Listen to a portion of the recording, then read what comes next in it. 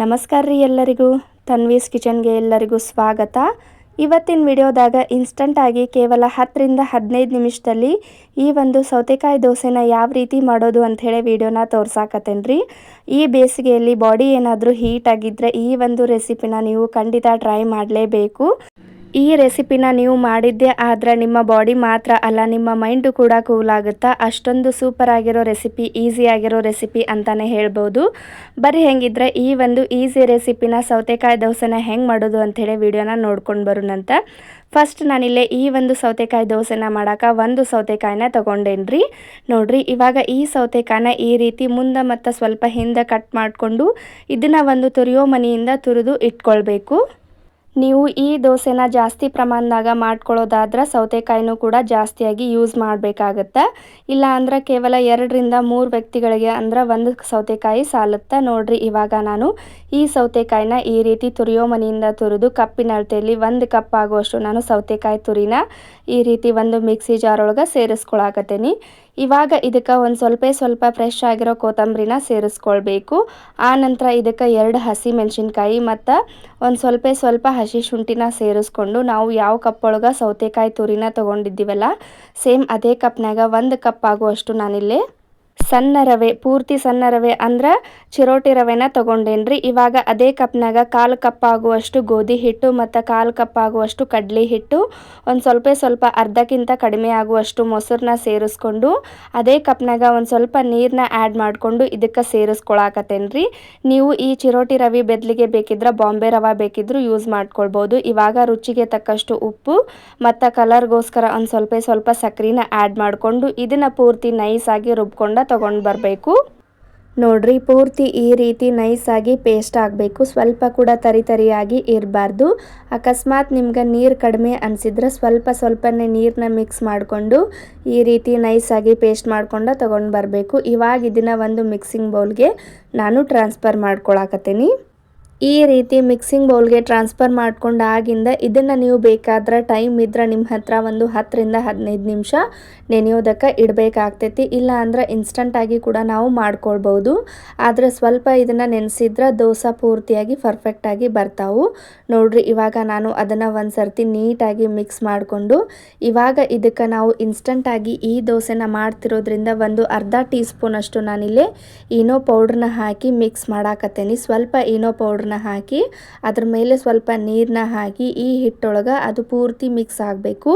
ಆ ರೀತಿ ಒಂದು 3 ರಿಂದ 4 ನಿಮಿಷ ಕಂಟಿನ್ಯೂಸ್ ಆಗಿ ಇದನ್ನ ಮಿಕ್ಸ್ ಮಾಡ್ತಾನೆ ಇರಬೇಕು.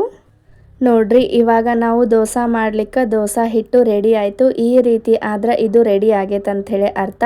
ಇದನ್ನು ಜಾಸ್ತಿ ತಿಳು ಮಾಡ್ಕೊಳಕ್ಕೆ ಹೋಗಬೇಡ್ರಿ. ಇದೇ ಕನ್ಸಿಸ್ಟೆನ್ಸಿ ಒಳಗೆ ಹಿಟ್ಟು ರೆಡಿ ಆಗಬೇಕು. ಈ ಕಡೆ ದೋಸೆ ತವಾನ ಸ್ಟವ್ ಮೇಲೆ ಕಾಯೋದಕ್ಕಿಟ್ಟು ಸ್ವಲ್ಪ ದೋಸೆ ತವ ಕಾದಿದೆ ಅಂದಾಗ ಅದಕ್ಕೆ ಒಂದು ಸ್ವಲ್ಪ ನೀರನ್ನ ಚಿಮುಕಿಸಿ ಒಂದು ಕಾಟನ್ ಬಟ್ಟೆ ತೊಗೊಂಡು ಒರೆಸ್ಕೊಂಡು ನೀಟಾಗಿ ಊರಿನ ಲೋ ಫ್ಲೇಮ್ನಲ್ಲಿ ಇಟ್ಕೊಂಡು ನಾವು ದೋಸೆನ ಮಾಡಿಕೊಂಡ್ರೆ ದೋಸೆ ಪೂರ್ತಿಯಾಗಿ ಪರ್ಫೆಕ್ಟಾಗಿ ಬರ್ತಾವ್ರಿ.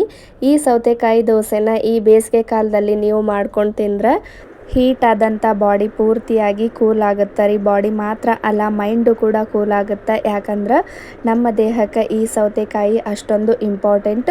ನೀವು ನೋಡತ್ತಿರ್ಬೋದು ದೋಸೆ ಎಷ್ಟು ಪರ್ಫೆಕ್ಟಾಗಿ ಬರಾಕತ್ತೈತೆ ಅಂಥೇಳಿ. ಫಸ್ಟ್ ಟೈಮ್ ಮಾಡೋರು ಕೂಡ ಆರಾಮಾಗಿ ಈ ಒಂದು ದೋಸೆನ ಮಾಡಿಕೊಂಡು ತಿನ್ಬೋದು. ತುಂಬ ಅಂದ್ರೇ ತುಂಬಾ ಟೇಸ್ಟಿಯಾಗಿರುತ್ತೆ ರೀ. ನಾವು ಇದ್ರ ಜೊತೆಗೆ ಶುಂಠಿ ಮತ್ತು ಕೊತ್ತಂಬರಿ ಸೊಪ್ಪನ್ನು ಹಾಕಿ ಮಿಕ್ಸ್ ಮಾಡಿರೋದ್ರಿಂದ ಇದಕ್ಕೆ ಚಟ್ನಿ ಹಾಗೂ ಸಾಂಬಾರು ಅವಶ್ಯಕತೆನೇ ಬರೋದಿಲ್ಲ. ಹಂಗೆ ಕೂಡ ನಾವು ಇದನ್ನು ತಿನ್ಬೋದು, ಅಷ್ಟೊಂದು ಟೇಸ್ಟಿಯಾಗಿ ಇರುತ್ತೆ. ನೋಡ್ರಿ, ಸ್ವಲ್ಪ ಕೂಡ ತವೆಗಾಗಲಿ ಇಲ್ಲ ಸ್ಪೂನ್ಗಾಗಲಿ ದೋಸೆ ಅಂಟ್ತಾ ಇಲ್ಲ. ದೋಸೆ ಎಷ್ಟು ಪರ್ಫೆಕ್ಟಾಗಿ ಬರ್ತೈತಂದ್ರೆ ನೀವು ನಂಬಂಗೇನಿಲ್ಲ. ನಾವು ಈ ದೋಸೆನ ಎಷ್ಟು ಬೇಕಾದರೂ ತಿಳುವಾಗಿ ಮಾಡ್ಕೊಳ್ಬೋದು. ಪೇಪರ್ ದೋಸೆಗತ್ಲೆನೂ ಮಾಡ್ಕೊಳ್ಬೋದು. ನೋಡ್ರಿ, ಎಷ್ಟು ಪರ್ಫೆಕ್ಟಾಗಿ ದೋಸೆ ಬಂದೈತೆ ಅಂಥೇಳಿ. ಈ ಒಂದು ರೆಸಿಪಿನ ಕೆಲವೊಂದಿಷ್ಟು ಜನ ಈನೋ ಮತ್ತು ಸೋಡಾ ಹಾಕ್ದ ಹಾಗೆ ಮಾಡಿ ತೋರಿಸಿದಾರ್ರಿ.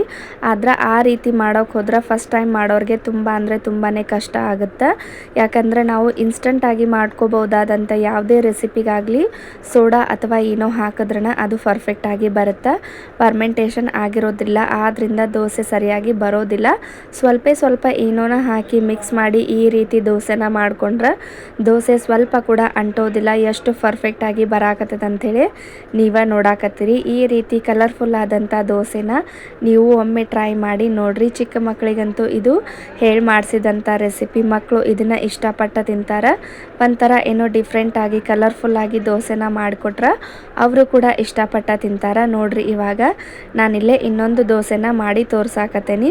ಪ್ರತಿ ದೋಸೆ ಮಾಡ್ಕೊಳ್ಳುವಾಗೂ ಅಷ್ಟೇ ದೋಸೆ ತವಾ ಹೀಟ್ನ ಕಡಿಮೆ ಮಾಡಿಕೊಂಡು ಉರಿನ ಲೋ ಫ್ಲೇಮ್ನಲ್ಲಿ ಇಟ್ಕೊಂಡು ದೋಸೆನ ಮಾಡ್ಕೊಳ್ಬೇಕಾಗ್ತೈತಿ. ಈ ದೋಸೆನ ನಾವು ಸೌತೆಕಾಯಿನ ಯೂಸ್ ಮಾಡಿ ದೋಸೆನ ಮಾಡಿರೋದ್ರಿಂದ ಈ ದೋಸೆ ಜಾಸ್ತಿ ಹೊತ್ತು ಇಡೋ ಹಾಗಿಲ್ಲ. ಅಂದ್ರೆ ನಾವು ಯಾವಾಗ ದೋಸೆನ ತಿಂತೀವೋ ಅವಾಗಲೇ ದೋಸೆನ ಹಾಕ್ಕೊಂಡು ತಿನ್ನಬೇಕು. ಆವಾಗಲೇ ತಿನ್ನೋದಾದ್ರೆ ಇದರ ಕ್ರಿಸ್ಪಿನೆಸ್ಸು ಹಾಗೆ ಇರುತ್ತೆ. ಮತ್ತು ಸ್ವಲ್ಪ ಹೊತ್ತು ಬಿಟ್ಟು ಇದನ್ನು ತಿನ್ನೋದಾದ್ರೆ ಇದರ ಕ್ರಿಸ್ಪಿನೆಸ್ ಎಲ್ಲ ಹೋಗಿಬಿಡುತ್ತೆ ರೀ. ಅಂದ್ರೆ ಸೌತೆಕಾಯಿ ಹಾಕಿರೋದ್ರಿಂದ ಸ್ವಲ್ಪ ದೋಸೆ ಸ್ಮೂತಾಗಿ ಆಗುತ್ತೆ. ನೋಡ್ರಿ, ಈ ರೀತಿ ದೋಸೆನ ಹಾಕ್ಕೊಂಡು ಸ್ವಲ್ಪ ದೋಸೆ ಬೆಂದಿದೆ ಅಂದಾಗ ಅದಕ್ಕೆ ನೀಟಾಗಿ ಎಣ್ಣೆನ ಅಪ್ಲೈ ಮಾಡಿಕೊಂಡು ದೋಸೆ ತವಾನ ತಿರುತ್ತಾ ಸುತ್ತ ಎಲ್ಲ ನೀಟಾಗಿ ದೋಸೆನ ಬೇಯಿಸ್ಕೊಂಡ್ರೆ ದೋಸೆ ಪೂರ್ತಿಯಾಗಿ ಬೆಂದು ಕ್ರಿಸ್ಪಿಯಾಗಿ ಪೇಪರ್ ದೋಸೆಗತ್ಲೆ ಬರ್ತೈತ್ರಿ. ನೋಡ್ರಿ, ಎಷ್ಟು ತಿಳುವಾಗಿ ದೋಸೆ ಬಂದೈತೆ ಅಂಥೇಳಿ ನೀವೇ ನೋಡಾತೀರಿ. ಒಂದೇ ರೀತಿಯ ದೋಸೆನ ತಿಂದು ಬೇಜಾರಾಗಿದ್ರೆ ಇನ್ಸ್ಟಂಟಾಗಿ ಕೇವಲ 10ರಿಂದ 15 ನಿಮಿಷದಾಗ ಸೌತೆಕಾಯಿನ ಯೂಸ್ ಮಾಡಿಕೊಂಡು ಈ ಒಂದು ಹೆಲ್ದಿ ಆದಂಥ ರೆಸಿಪಿನ ನೀವು ಟ್ರೈ ಮಾಡಿ ನೋಡ್ರಿ. ಖಂಡಿತ ನಿಮಗೂ ಇಷ್ಟ ಆಗುತ್ತೆ. ಮನೆಯವರೆಲ್ಲರೂ ಇಷ್ಟಪಟ್ಟು ತಿಂತಾರೆ ಮತ್ತು ಮಕ್ಕಳಂತೂ ಕೇಳಿ ತಿಂತಾರ್ರಿ. ನೋಡ್ರಿ, ಎಷ್ಟು ಪರ್ಫೆಕ್ಟಾಗಿ ಬಂದೈತೆ ಅಂಥೇಳಿ ಸ್ವಲ್ಪ ಕೂಡ ತವೆಗೆ ಅಂಟ್ತಾ ಇಲ್ಲ. ಈ ದೋಸೆನ ನೀವು ಒಂದು ಸರ್ತಿ ಖಂಡಿತ ಟ್ರೈ ಮಾಡಿ ನೋಡ್ರಿ. ಕೆಲವೊಂದಿಷ್ಟು ಚಿಕ್ಕ ಮಕ್ಕಳು ತರಕಾರಿಗಳನ್ನು ತಿನ್ನೋಕೆ ಇಷ್ಟಪಡಂಗಿಲ್ಲ. ಅಂಥವ್ರಿಗೆ ತರಕಾರಿಗಳನ್ನು ಉಪಯೋಗಿಸ್ಕೊಂಡು ಈ ರೀತಿ ದೋಸೆ ರೆಸಿಪಿಗಳನ್ನ ಮಾಡಿಕೊಡ್ರಿ. ಇಷ್ಟಪಟ್ಟು ತಿಂತಾರೆ ಮತ್ತು ಹೆಲ್ತ್ಗೂ ಕೂಡ ತುಂಬ ಒಳ್ಳೆಯದು. ಈ ಬೇಸಿಗೆ ಕಾಲದಲ್ಲಿ ಈ ರೀತಿ ಸೌತೆಕಾಯಿ ದೋಸೆನ ನೀವು ಒಂದು ಸರ್ತಿ ಟ್ರೈ ಮಾಡಿ ನೋಡ್ರಿ. ದೇಹದ ಉಷ್ಣಾಂಶ ಎಷ್ಟು ಹೆಚ್ಚಾಗಿದ್ರೂ ಕೂಡ ಈ ದೋಸೆ ಅದನ್ನು ಕಂಟ್ರೋಲಿಗೆ ತೊಗೊಂಡು ಬರ್ತೈತಿ. ಸೌತೆಕಾಯಿ ನಮ್ಮ ದೇಹಕ್ಕೆ ತುಂಬ ಅಂದರೆ ತುಂಬಾ ಒಳ್ಳೆಯದು. ಈ ಬೇಸಿಗೆ ಕಾಲದಾಗ ಸೌತೆಕಾಯಿ ದೋಸೆನ ಒಮ್ಮೆ ಮಾಡಿ ದೇಹದ ಉಷ್ಣಾಂಶವನ್ನು ಕಡಿಮೆ ಮಾಡ್ಕೊರಿ. ನೋಡ್ರಿ, ದೋಸೆ ಎಷ್ಟು ಪರ್ಫೆಕ್ಟಾಗಿ ಬರ್ತೈತೆ ಅಂಥೇಳಿ. ಅಕಸ್ಮಾತ್ ನಿಮ್ಗೆ ಈ ದೋಸೆ ಇನ್ಸ್ಟಂಟಾಗಿ ಮಾಡೋಕೆ ಬರಲಿಲ್ಲ, ತವೆಗೇನಾದರೂ ಅಂಟ್ಕೊಳತೈತಿ ಅಂದಾಗ ಒಂದು 10ರಿಂದ 15 ನಿಮಿಷ ಹಿಟ್ಟನ್ನು ನೆನೆಸಿ ಆ ನಂತರ ದೋಸೆನ ಮಾಡಿಕೊಂಡ್ರೆ ದೋಸೆ ಪರ್ಫೆಕ್ಟಾಗಿ ಬರ್ತೈತ್ರಿ. ಯಾರು ಬೇಕಾದರೂ ಆರಾಮಾಗಿ ಈ ಒಂದು ದೋಸೆನ ಮಾಡಿ ತಿನ್ಬೋದು. ನೋಡ್ರಿ, ಎಷ್ಟು ಪರ್ಫೆಕ್ಟಾಗಿ ದೋಸೆ ಬಂದೈತೆ ಅಂಥೇಳಿ. ನೀವು ಈ ದೋಸೆನ ಎಷ್ಟು ತಿಳುವಾಗಿ ಬೇಕಾದರೂ ಮಾಡ್ಕೊಳ್ಬೋದು. ಪೇಪರ್ ದೋಸೆ ಅಂತಲೇ ಹೇಳ್ಬೋದು.